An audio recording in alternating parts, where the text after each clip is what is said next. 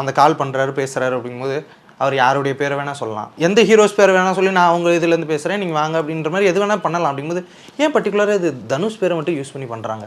அதுதாங்க புரியல. என்ன உள்ளபடியாக அவருக்கு இதுக்கெல்லாம் நேரம் இல்லை. நம்ம பார்க்குற வரைக்கும் அவர் வந்து ஓடிக்கிட்டே இருக்கார். ஒரு வருடத்தில் எத்தனை படம் சார் பண்ணிருக்காரு? அதுதான் சொல்கிறேன். அதுக்கே நேரம் இல்லாமல் ஓடிட்டு இருக்காங்க. இன்னொன்று அவரே உட்காந்து கதை எழுதுறாரு, திரைக்கதை எழுதுறாரு, ஒரு பக்கம் படம் தயாரிக்கிறதெல்லாம் மண்டையிடி அது பண்ணுறாரு. இப்போ இவ்வளோ வேலைகளும் ஒரு ஆள் பண்ணிக்கிட்டு இருக்கும்போது இதுக்கு எப்படி நேரம் ஒதுக்கி இதா? இன்னொன்று இப்போ ஒரு சக நடிகை ஒரே பிளாட்ஃபார்மில் ட்ராவல் பண்ணிகிட்டு இருக்காங்க, ஏதோ ஒரு நாள் இவர் கேட்டாங்க அப்படின்னா கூட அதில் நியாயமும் அர்த்தமும் இருக்குது. இப்போ பிக் பாஸில் பார்க்குறோம், ஒரு ஒரு 10-20 கண்டஸ்டண்ட்டு ஒரே இடத்துல இருக்காங்க, உங்களுக்கு வேறு ஃபோன் கிடையாது, வெளி உலக தொடர்பு கிடையாது, மாறி மாறி ஒருத்தர் தான் பேசணும்.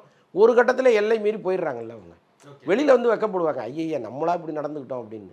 ஆனால் வேறு வழி இல்லை. ஸோ அந்த மாதிரி ஒரு சூழ்நிலையில் ஏதோ ஒன்று கூட நடிக்கிற ஒரு நடிகைகிட்ட கேட்டாருன்னா அதில் ஒரு அர்த்தம் இருக்குது.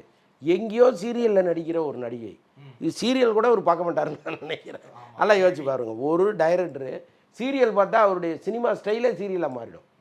அப்போ அதையும் வந்து தவிர்க்கிற ஒரு நபர் வந்து இது யாருன்னு தேடி பிடிச்சி இந்த பொண்ணை நீங்கள் பேசி எப்படியாவது கன்வின்ஸ் பண்ணி கூப்பிட்டு வாங்க அப்படின்னு சொல்கிறதெல்லாம் முதல்ல லாஜிக் படியே சரியாக இருக்க பாருங்களேன்.